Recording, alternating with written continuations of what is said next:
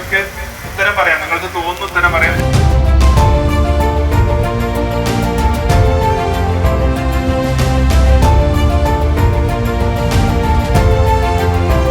അപ്പൊ അവിടേക്കാണ് പിന്നെ കുട്ടികൾ ഏറ്റവും ഹയർ പ്രയോറിറ്റി കൊടുത്തുകൊണ്ട് എത്താൻ വേണ്ടി ശ്രമിക്കാം.